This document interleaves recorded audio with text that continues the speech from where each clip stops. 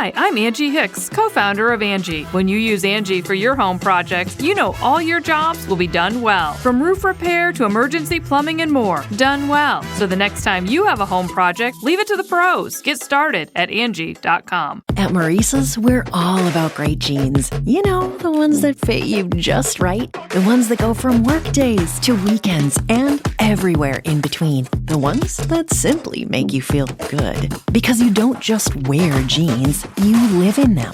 With 25 sizes, 5 lengths, and 6 denim brands, you've got options. And fit experts in every store to make jean shopping easier. Find great jeans starting at $29.90 in stores and at Maurices.com. You can support this podcast at patreon.com/partnersincrimemedia. I'm Rebecca Lavoie, and this is Crime Writers On.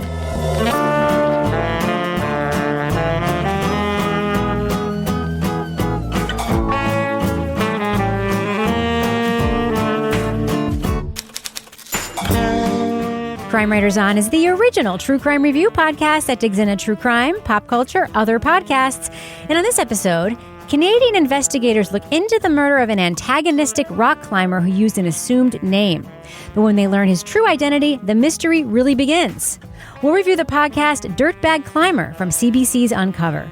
Joining me to get that done and more is true crime author, TV journalist, and host of These Are Their Stories podcast, my husband and the love of my life, Kevin Flynn. Hello, Kevin. Hello, Rebecca. Also with us is licensed private investigator. Thank you. Certified pet detective, author and resident cat lady, Laura Bricker. Hi, Laura. Hey, Rebecca. And finally, our resident licensed Doubting Thomas. He's an author. He's the host of Rip Current, More Like Ancient Aliens, and a podcast soon to be major motion picture, Strange Arrivals. Hi, Toby Ball. Hello, Rebecca Lavoie. So, Kevin, Yeah. What's coming up on the future editions of Crime Writers On? So on Monday, we're going to talk about the thriller series on HBO that everybody's been talking about. It's called Task. Also want to let people know to put on their calendars for October 29th. We're going to be doing a live broadcast. How do you call it? Broadcast? A live taping. stream? A live taping. We're streaming of Crime a live Writers taping. On. We're going to be talking about the season finale of Only Murders in the Building. So be sure to watch it on Hulu. The finale is on October 28th.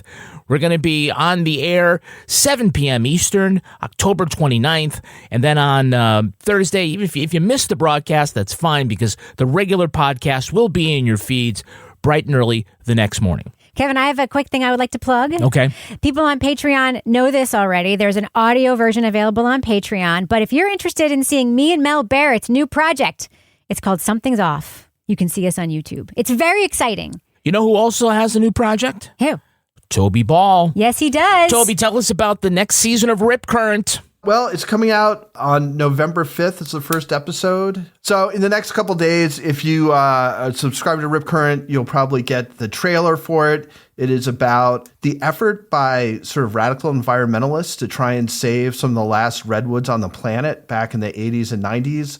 And it led to this woman who was sort of a leader in Earth First, which was a radical environmental group, having a pipe bomb placed in her car, which exploded and nearly killed her. And it's a mystery that has not been solved. Wow. Wow. And how much of this story overlaps with the podcast we listened to, Burn Wild? Burn Wild takes place later, and that was Earth Liberation Front.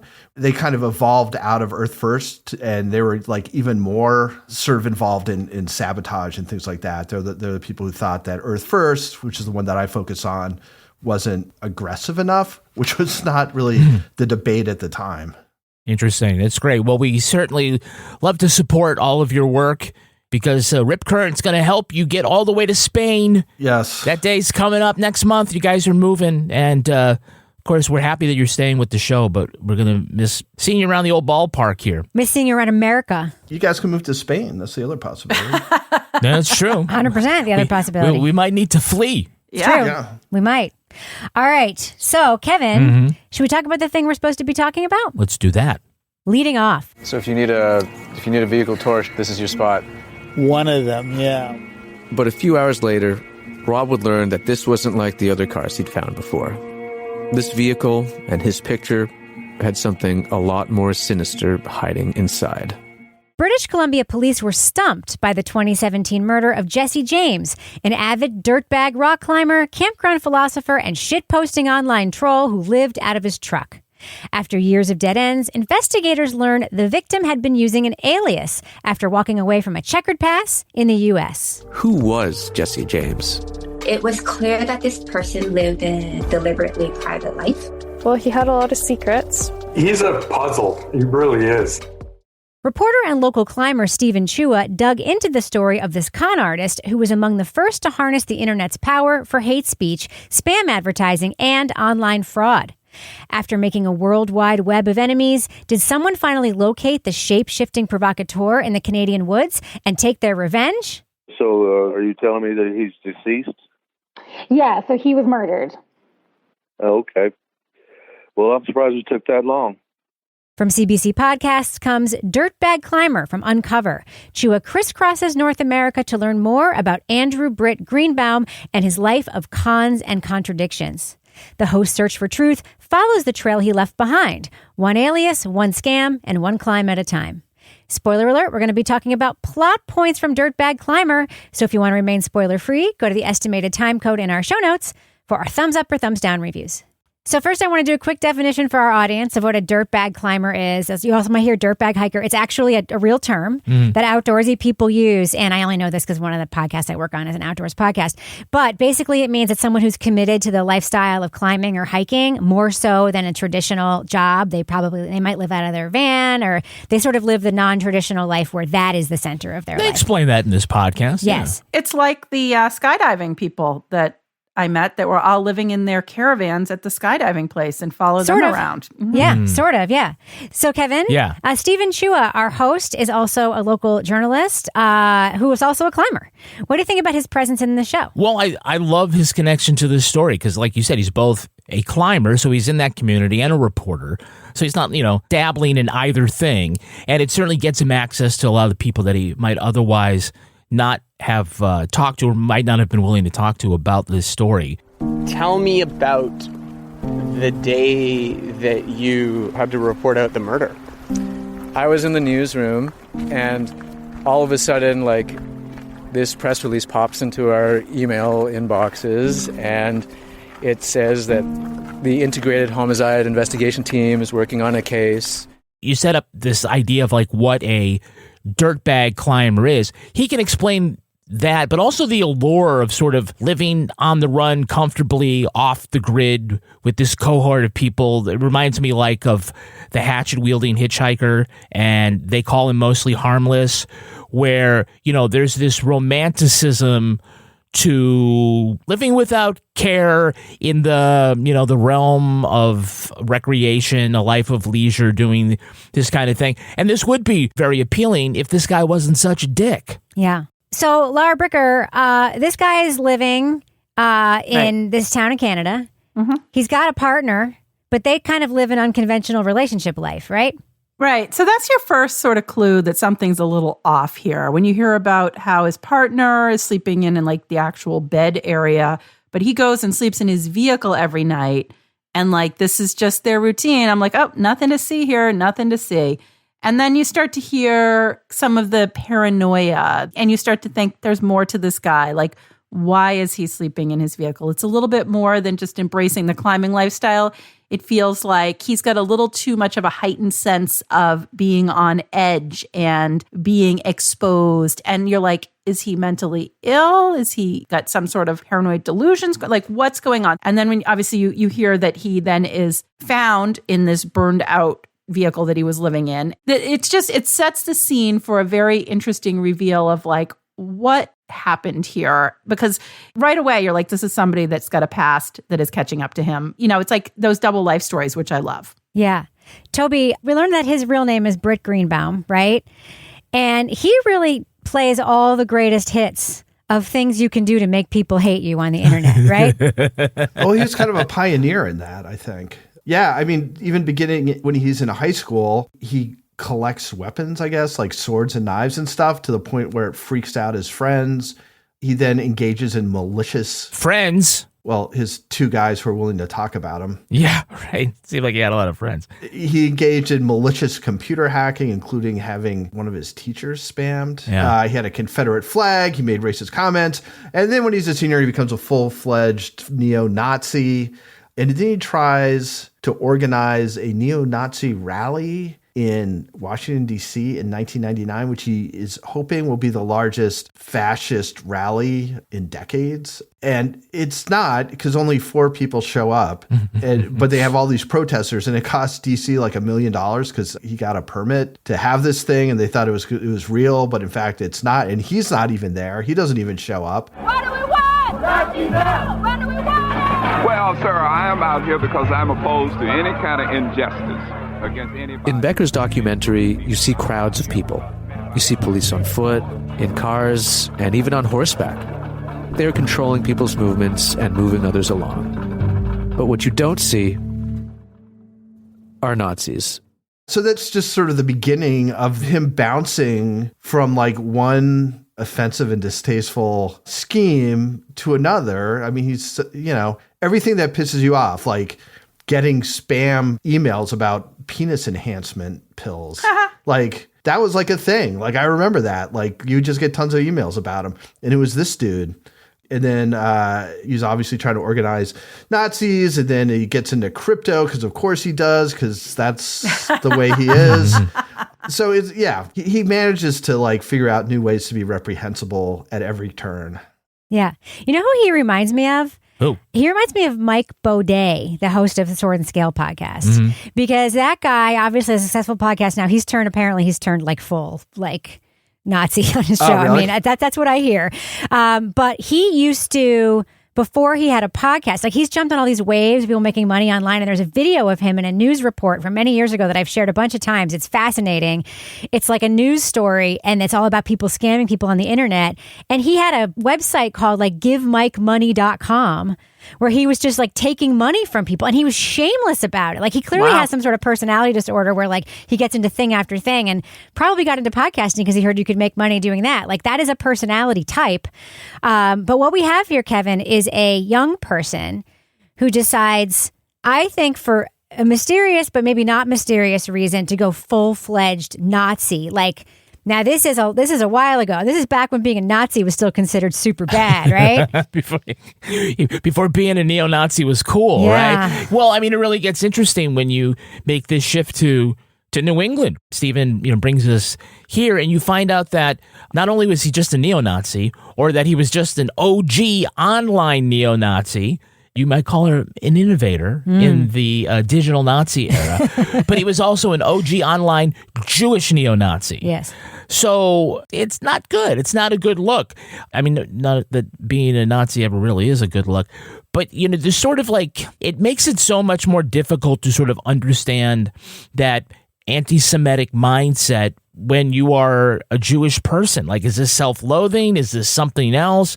It's just so weird. And like, what makes it difficult is because we're introduced to Jessie James, who is this guy's, his climbing persona. And you hear sort of about how he seems like everybody thinks he's a nice guy. When he's online, he's like supporting progressive issues and championing people of color. And meantime, this is his background. So you're trying to figure out, was he somebody who, he was stoking outrage for clicks is what he was doing. Yeah. But I mean, like, is he changing his life? Is he becoming better? Is he sort of denouncing it?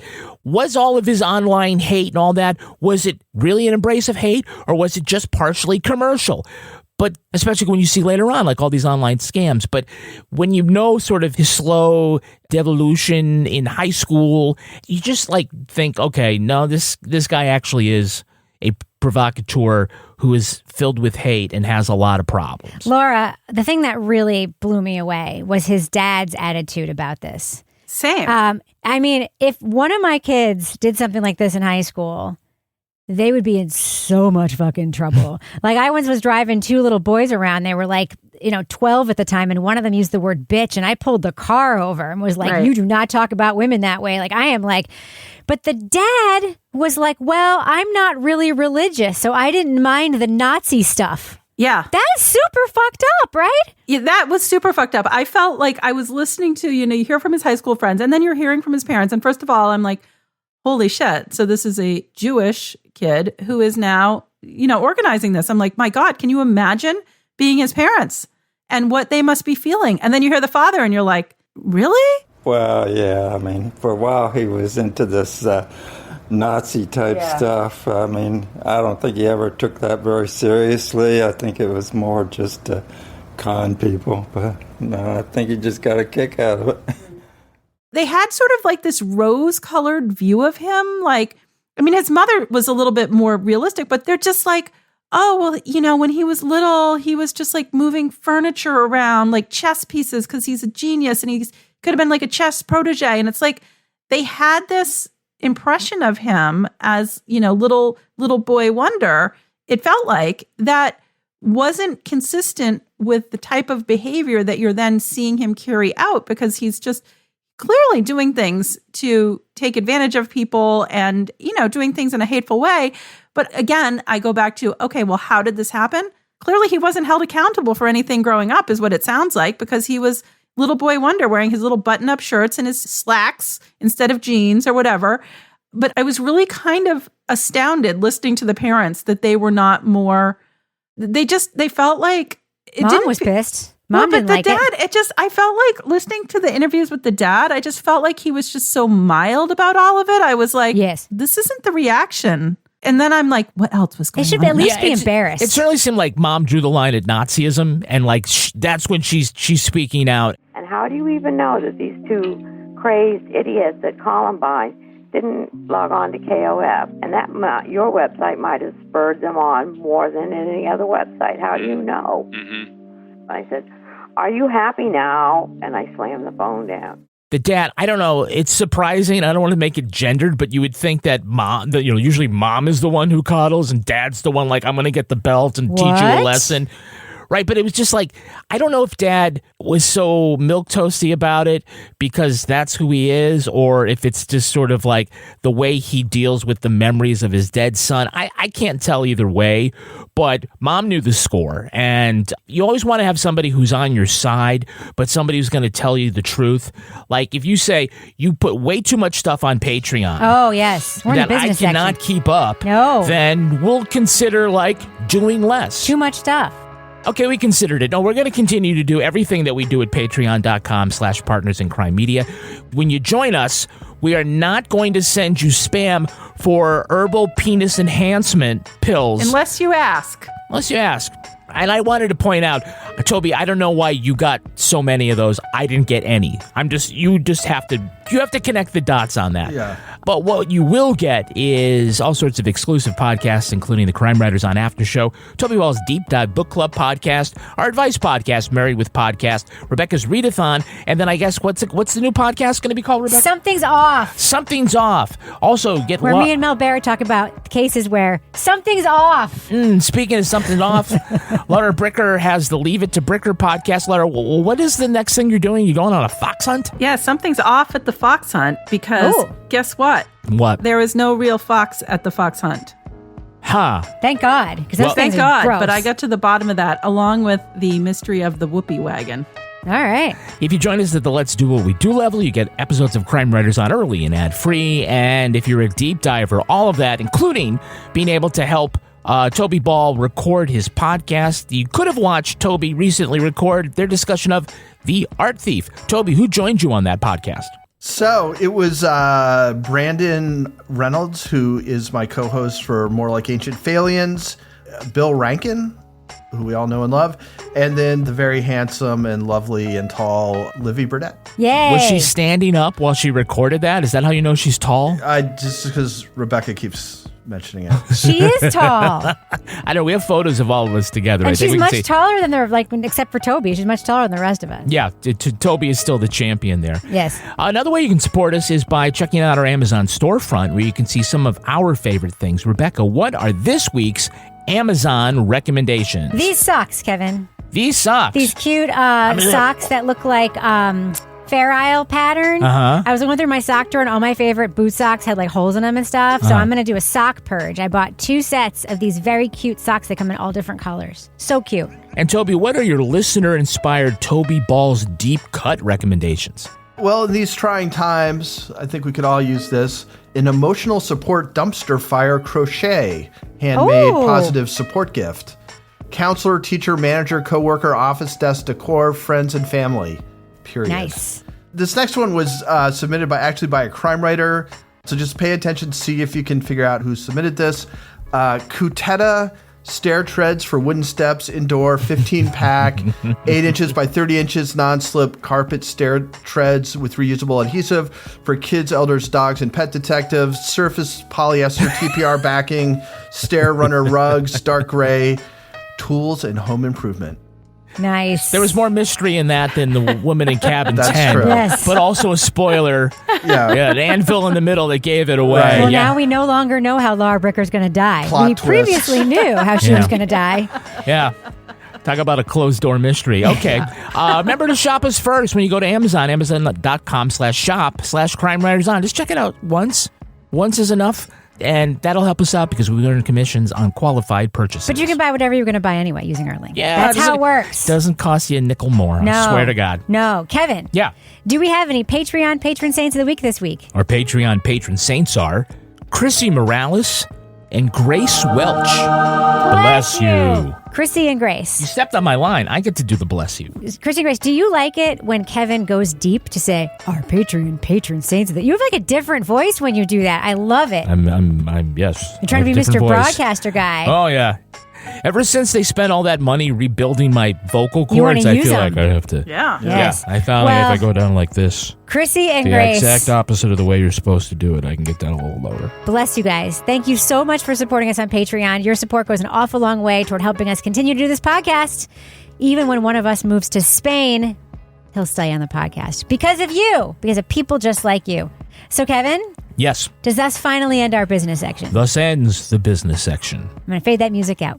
Kevin. Yes. Do we have a sponsor for this program? Yeah, we're brought to you by Rula. Ooh. Mental health care can get complicated from trying to find the right therapist to dealing with out-of-pocket costs. That's where Rula comes in. They make therapy easy and affordable. So you go to their website, and you can get started in 4 easy steps. What's the first step? Going to their website. Okay. Okay, but then the real first step? All right. Tell us what's important. That is the best. They want to know, okay, tell us about yourself. How can we help you? I know what I would say. Is it don't look at me. It's depression, coping skills, impulsivity. That's where you're going to start. Second step, you can explore your matches. They have all sorts of licensed therapists. I'm not saying you're swiping right, but it's kind of like that. Find somebody that really works with you, and then you schedule your visit, and then you go online. And they also take most major insurance plans, so your average copay is only $15 a session. Thousands have already trusted Rula to support them on their journey toward improved mental health and overall well-being. Head on over to rula.com/CWO to get started today. After you sign up, they ask you where you heard about them from. Please support our show and tell them that our show sent you. Please. Go to rula.com/CWO and take the first step toward better mental health today. You deserve quality care from someone who cares. Hi, I'm Angie Hicks, co-founder of Angie, and one thing I've learned is that you buy a house, but you make it a home. Because with every fix, update, and renovation, it becomes a little more your own. So you need all your jobs done well. For nearly 30 years, Angie has helped millions of homeowners hire skilled pros for the projects that matter. From plumbing to electrical, roof repair to deck upgrades. So leave it to the pros who will get your jobs done well. Hire high-quality pros at Angie.com. At Maurice's, we're all about great jeans. You know, the ones that fit you just right. The ones that go from work days to weekends and everywhere in between. The ones that simply make you feel good. Because you don't just wear jeans, you live in them.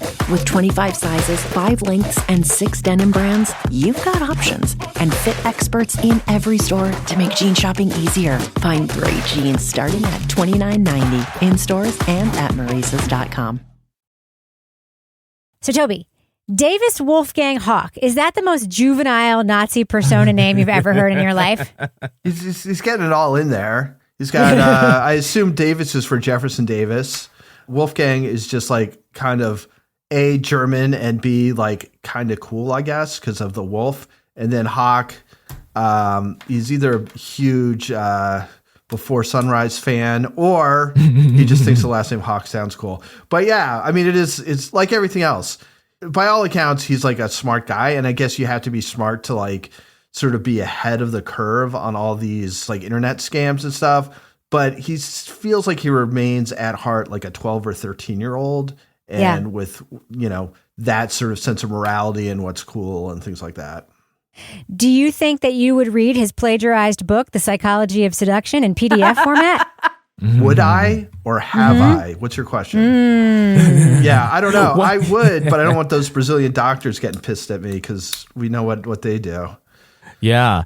What a great journalistic scoop, though, Toby, to realize that Nazi leader Davis Wolfgang Hawk is actually Britt Greenbaum. Yes. The Rachel Dolezal of white supremacy. So, Laura Bricker, I was surprised and delighted to hear of this big New Hampshire connection in this podcast. We hear from Brian McWilliams, who is a reporter who I guess wrote a book also about this email scam. Spam Kings. That these young men were running, these young chess champions were running out of a mill. They must have been early adopters of the mill conversion, right, Kevin? In Manchester, New Hampshire. No, well, that's that. They were anyway, in a mill building in Manchester, New Hampshire in the late 90s. That was early adopter of that's not an early. We're getting into the history of the Amoskeag Mills in Manchester. I know. Don't mess with Kevin on that. Yes. But I remember that's where I worked. And I'm like, oh my God, which building were they in? Yes. Because, they took. But they were still being rehabbed back then. I remember, Kevin. I used to live here. I live in New Hampshire. So that was when I started getting really interested in this podcast, because they were talking when they're like, oh, he was in like Westwood, Massachusetts, or wherever he was growing up. And then they're like hiking in the White Mountains. And now we're in the Manchester, New Hampshire mills. I'm like, oh my gosh, I spent so much time in Manchester for work. I had tons of my PI cases in Manchester. But listening to that and hearing about the behind the scenes of him being there and getting all these email addresses and talking about how many emails he would send out for these herbal penis pills. Then eBay banned me. They shut me down. They said I was too slow to ship the product, that people were complaining, et cetera, et cetera. So then I got really pissed at eBay. I started harvesting eBay addresses from the eBay site, mostly manually by hand, and spamming their users. Mm-hmm. That's what got me started. Otherwise, I never would have started had they not shut me down. But I was so fucking pissed. Then as he's making all that money, that's where you start to hear about like the paranoia for me coming, where he's like burying money, buying gold, doing things to hide his assets. I wish there was some more about the New Hampshire connection, because for me, I was like, of course, anything there's local you want to know about. And I'm like, well, this is interesting. But then you hear about he gets hit with this lawsuit from AOL where they get like a $12 million judgment. And conveniently, poof, he's gone along with his gold bullion. And he flees out of the country so that he doesn't have to pay this. And I'm just like, this is amazing. And it's amazing that this all happened in Manchester, New Hampshire. And I've never heard about it before now. But then I was also like, they were talking to like a public radio reporter from that time. And I'm like, it was Brian McWilliams. He used to report stories for NHPR, the place where I work. Yeah, I know. So I was like, wait, I don't think I was listening to public radio at the time. I don't know this public radio reporter. But it was just, I loved that New Hampshire connection, that New England connection. And I want to know more about it. Yeah, talk about a jump scare for me. This cold open, the guy says, like, I'm from New Hampshire Public Radio. That was a jump scare? Well, for me it was, because I'm like, wait a minute, what? This is, it's not for anybody else, but if you. My colleague Josh remembers him. If you happen to be a listener of New Hampshire Public Radio, or you're married to an employee, it just kind of hits differently for me. Like that moment in The Sopranos when you hear Dan Colgan say New Hampshire Public Radio? Yeah, exactly. The real Dan Colgan. Hello? Hi. Hello, yes. I'm trying to reach Dave Bridger. Dave Bridger speaking. Hey, Dave, it's Brian McWilliams from New Hampshire Public Radio. Oh, okay. Hey, what's up? The fact that David Bridger is working in the same mill yard complex that I was, I'm like, I wonder if he also went to Pappy's Pizza for lunch. Or where else did he? Clam King. You don't go to Clam King for lunch. Jesus. I want to meet someone who goes to Clam King so badly. Or Creamland. Creamland, maybe for ice cream, but you don't go there. That's like going to Dairy Queen to get a hamburger. It's just not, it's not great. The Puritan, did he go to the Puritan for the tenders? I don't know. They're not good. The tenders, I like chicken the tenders. are not. Rebecca loves the mudslides there, I do. though.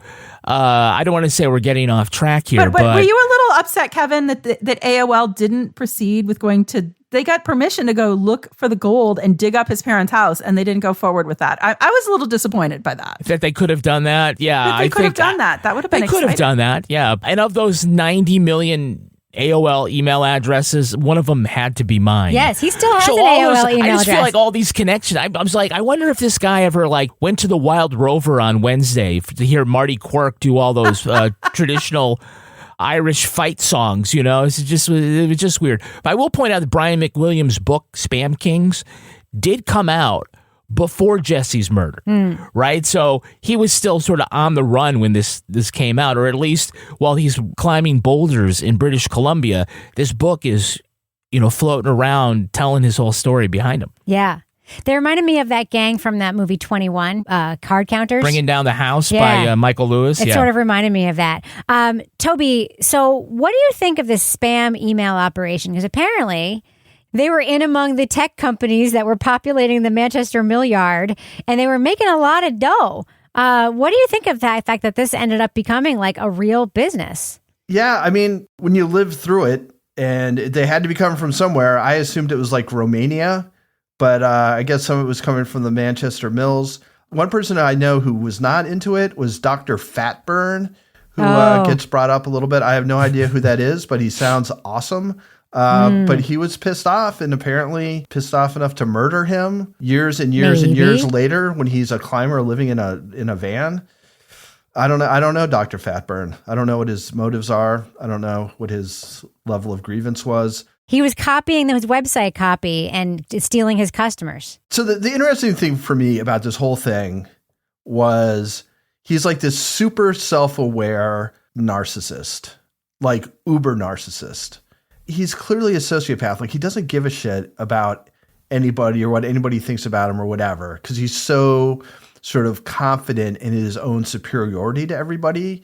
And you can kind of see how he starts off with like this kind of Nazism and being like, people like me, I guess, thinking of himself not sort of religious or ethnic orientation, but just being white, are like the best. And then it's just like, how do I fuck over people who I don't think are as smart as I am in different ways using the internet? When the few, little bit of like actual talk they have with him, where he is sort of like, I don't have anybody I look up to. I don't have anybody who I try and imitate because, I'm the best. And then he says he doesn't necessarily disavow his racist Nazi views, but he's a positivist. So he looks at it the brighter side of racism. Yes, I still believe it, just in a different way. Yeah, a little more forgiving. So, Laura Bricker, do you think that there is gold bullion or gold bars buried in the White Mountains by this guy? Because I certainly left with the impression that he left a lot of buried gold around our part of the world. I mean, I may have to go take a look when I'm up there looking for Maura Murray or something, like gold bullion. I mean, there could be a lot of things up there in the White Mountains. And I think that's what's so interesting about this. I feel like we heard sort of the backstory. We've got all of his different names and all that. But at the same time, I think there's things we're still never going to know about this guy. The whole subculture of that climbing community reminded me a lot of that show we watched with the hiker who got lost, where like they all have these like names, like this one, it was like in the hiker, like King Can Al and Heavy Duty. And I'm like thinking of like people in the Appalachia Trail. And it's like, what's their real background? And so at the end of this, I'm like, yeah, who knows what name he was using in New Hampshire when he went up and buried some bullion after he went to like the Clark's Trading Post, or, maybe it's out. David Bridger was the name. Yeah, maybe he's out. Maybe the Wolfman's vehicle out there at the Wolfman's properties where the gold is, because everyone's afraid to go there. He bought his Storyland ticket as David Bridger. Is that what you're saying, Kevin? Well, that was the name he was using. He when went he was to in Whale's Manchester. Tail as David Bridger. At Storyland, they used to have that mining thing where you could go out and you could like mine for the rocks. Imagine how exciting it would be if you went and like gold bullion. Kevin, I have a question for you. Because at the end, we're sort of, given all these potential, theories floated around this. One thing that you and I have learned over the years is that most murders are really boring. Like, kind of like, crime opportunities, of the moment, a mugging gone wrong or something. What do you think happened here? Whoa, what a great question. The murder here is unsolved, right? So we have to say that. And Steven does a good job, but he doesn't solve it. But he does come up with some meditations on kind of what happened. And I do understand the idea, like, did his past catch up with him? Did a neo-Nazi from the 90s decide like, oh man, like, here's my chance to go hunt down the guy that embarrassed us with the 4-person march, because now that we're back in style in Charlottesville, then, we have to settle some scores. But remember, this is a guy who's like going around town. Everybody knows that he's flashing money and he lives by himself, essentially sleeping in a truck. So he's a target, right? So, the idea of like, okay, so his in real life personality and squamish is like nice guy, slightly progressive champion. Carries around wads of cash. Yeah. But, you go online and he's still a major asshole, right? So what is it? Who is he really? Well, he's still probably, as Steven says, deep down, he's still probably an asshole. Right? And if you think, Laura, I think the documentary you were thinking about was They Call Him Mostly Harmless. And his trail name was Mostly Harmless. And the whole idea was that it took so long to identify his body because nobody was looking for him. And the reason nobody was looking for him was he was an asshole. Yeah. And that was the quote. And so I feel a little bit, like this. He's hiding. But he's probably dead because he's an asshole. And it probably took 3 years for anybody to realize it because he's an asshole. Don't you think, though? I mean, isn't it most likely that when a guy is walking around a town where a lot of people are using fake names, so we don't know any of these people's background. Yeah. And when they challenge him on not being rich, he shows them a giant wad of money the size of a Coke can, right? Yeah. Isn't it more likely that someone was like, oh, this guy carries a lot of money, I'm going to kill him and take some of that money? You do that in church and you become a target for getting mugged. Yes. You don't throw a bunch of money around. Toby is a big fan of Steve Martin. You don't go to Mr. Mike's. And Toby, what happened when Steve Martin, as the gas station attendant, pulled out all that money? That's he hates these cans scene. Yeah, where he's like, hey, you start throwing and waving this kind of money around, people. Some guys start shooting at him. Yeah, of course not. I mean, when I was listening to it, I'm like, there's so many possible things. Like, he seems like the kind of dick who's going to hit on people's girlfriends. He's flashing money around. I'm sure he screws people over on drug deals, although they say he wasn't doing drugs. Whatever.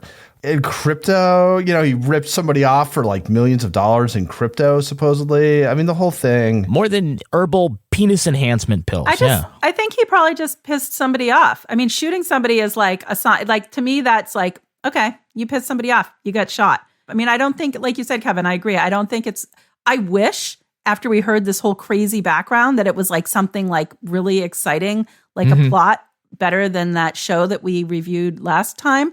But it's not. It's like Occam's razor, like Toby always cites. Like, it's the most obvious explanation.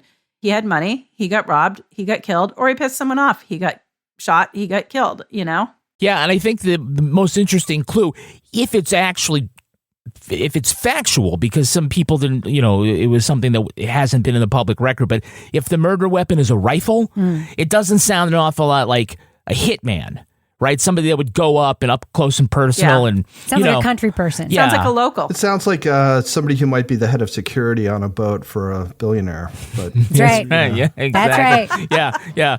Or somebody, I don't know. But who also has the combination to the shed at the resort. Or that's the firearm that person has, right?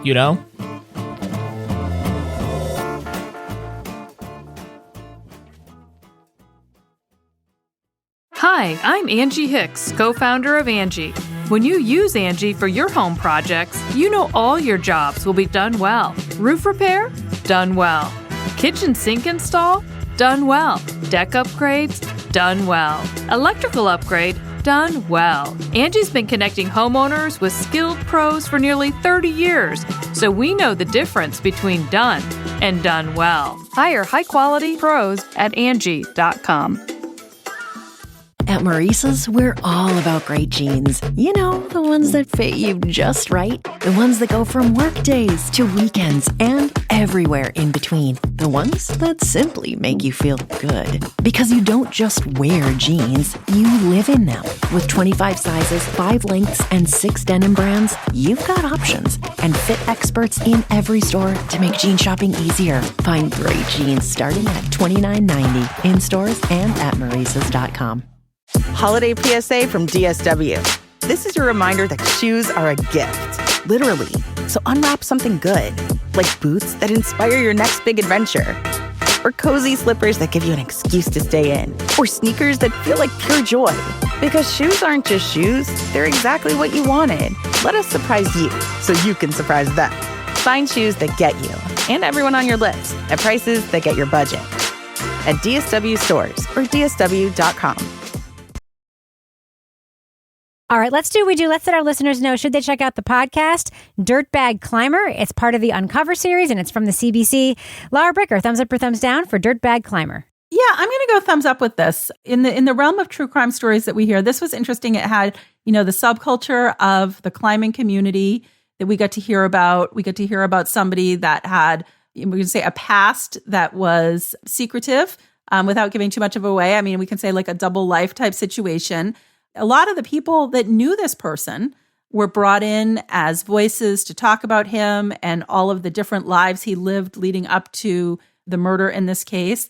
I'll be curious getting this out on a larger platform to see if any leads come in on this unsolved murder case. Part of me thinks probably not, because I'm thinking within this small community where this happened, this is one of those things where secrets are going to stay hidden, I think. But I think the reporter in this, who was a local reporter, had a really good window into this because he was part of the climbing community. I think that gave us voices that we normally would not have heard from. This was an interesting case. I think it was the right length, and so was a thumbs up. Toby Ball, thumbs up or thumbs down for Dirtbag Climber? Yeah, I'm a thumbs up too. It's basically about this guy who was like way ahead of the curve and all these things that make your life like a little less awesome. So it's like spam emails, it's neo-Nazis, it's, crypto bullshit. It's like all these different things that this guy was involved in early on. So yeah, I guess he's a visionary in some ways, but not in a good way, obviously. Yeah, I mean, I think the reporting is very good. It's well written. This guy's story is kind of wild, but then it's also like the theme of it is just like, usually people's lives don't have like this clear theme, but this guy's does, which is I figured out how to be a dick before anybody else did in these particular ways. It's pretty consistently interesting. The pacing's good. There's always stuff kind of going on. There's something that's keeping it from being like great, in my opinion. I don't quite know what it is. And it might be that there was no real compelling person that you're following to talk about it or something. I feel like it's people who want to keep them like at one step of remove, or only knew him at a certain time, so they can't really speak to him in general. And then you got his father, who seems in complete denial about the actual sort of essence of his son, and who kind of thinks it's all, it's not as bad as people are saying, kind of thing. So yeah, I'm a thumbs up. I'm not like a huge thumbs up, but it was definitely consistently entertaining and good journalism, good writing. I like the narrator. Kevin Flynn. Yeah, I'm going thumbs up as well. It was a interesting character study into somebody. It really sort of took off for me like after the first episode, when we really do find out more about this guy's background. He was definitely on the bleeding edge of everything that was horrible about internet culture, about hate, about the convergence of convening all of the worst of our society. It's too bad he didn't live to 2025, because I think he would have really loved all of the bad things going on. He's certainly one of those who paved the way for the manosphere. Is that the right term that we're using? But I remain puzzled at how somebody like this could be radicalized, the way that his life went, where, he could have done great things, but at his essence, he was an asshole. And that's sort of his original sin. He just was never able to not be an asshole. And so he did bring a lot of pain upon himself. But, as far as what happened to him and whether that was a factor in his, not only his life, but in his death, makes for an interesting question. So Dirtbag Climber is not a derisive term within the community, but it certainly serves him well because he was a dirtbag. So I'm a thumbs up. I'm a thumbs up too, and I want to give a shout out to Kathleen Goldhar, who helped write, and she wrote and produced this podcast. And of course, she is the host and creator of one of my favorite shows from the last few years, Do You Know Mordecai? And she's also a lovely person, and I was really happy to hear her name in these credits. This show is very solid. It sounds like a season of Chameleon, which is a show from Campside that had a multi-season arc where you take somebody who's pretending to be somebody else and sort of dive into who they really are. It's kind of what it reminded me of. And, if it's missing anything, I agree with Toby that it is a central character. But given the reticence of everyone to talk about this guy, it's hard to imagine who that central character would have been. There's a little bit of tape of our host actually going climbing at one point when he's talking to somebody, and I loved that tape. And I was like, I wish the podcast had a little bit more of this scene stuff, because the scenes were great. The sense of place, I think, was really cool. Or him as the character. Yeah, right? yeah. But I assume we never hear, for instance, how he's reacting to what he's learning, for instance, and I think there were some opportunities there. That being said, this podcast is very solid, beautifully put together, and I am happy to recommend it to other listeners. So yeah, thumbs up for me for Dirtbag Climber. That's going to do it for us. But before we go, Laura Bricker, do we have a cat of the week this week? So our cat of the week comes to us from longtime listener Wendy. Wendy has a new kitten. Ooh. So Toffee appeared on our patio a few weeks ago crying, and we welcomed him in. It was a little homeless kitten. His big brothers, Ben and Jerry, love/tolerate him. He has brought us so much joy in a short time, and guess I am now in the Orange Cat Club, says Wendy, because little Toffee looks like a little brother to Rocky Flintstone, and he's sitting in a bed being very cute. And Ben and Jerry are kind of giving him the stink eye, yeah, whatever, little shit. So one of my favorite genres of internet video is new kittens with dogs, grown dogs. And the kitten is always trying to sneak in and sleep next to the dog, and the dog's always and then 2 weeks later they're sleeping together all cuddly. It's one of my favorite genres of internet video. I'll tell people, if you want to see photos of the cat of the week, if you want to get more about the crime of the week, some more Crime Writers On behind the scenes, you just got to sign up for our newsletter. It's awesome. Comes out on Thursdays. Go to crimewriterson.com. Give us your email address. We will send you all sorts of things about herbal penis enhancement pills. No, we won't. We will, and you will get photos of cats. I'm going to say our newsletter is so awesome. It has the highest open rate of any newsletter I have ever seen. And this used to be my job, making newsletters. So congratulations, Kevin, on making a great newsletter. All right, Laura Bricker, if folks want to reach out and say hi to you online, how can they find you there? You can find me at Laura Bricker on Blue Sky and Instagram. What about you, Toby? How can you be found? I don't know. Oh, okay. He's Davis Wolfgang. Yeah, exactly. At Toby Ball NH on Blue Sky and Toby Ball 603 on Instagram. What about you, Kevin? Yeah, I'm at Kevin P. Flynn. You can follow me on Instagram, Blue Sky, and sometimes the other place at Reb Lavoie. But mostly, please join our Facebook group. Search for Crime Writers On Facebook and find the link to join the group. We'll let you in if you seem nice. Get all the things we make on Patreon at patreon.com/Partners in Crime Media. Our theme song was composed and performed by Tyler Gibbons, and our editor is the lovely and tall Livy Burdett. The EP of this show is Kevin. This show was recorded in Studio C, the closet in our New Hampshire basement, where we also mail out millions of emails each week selling herbal penis enhancement pills, among other things. On behalf of all the crime writers, thanks so much for listening. We will catch you later. Toby, just for your sake, I hope that no one takes a portion of what you just said when half of your sentence was, people like me, a white guy, we're the best.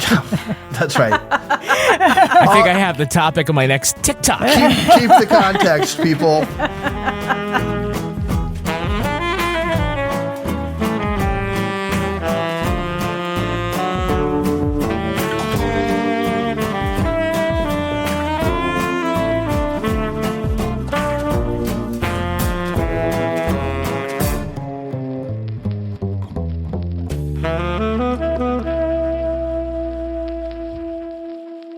Partners in Crime Media.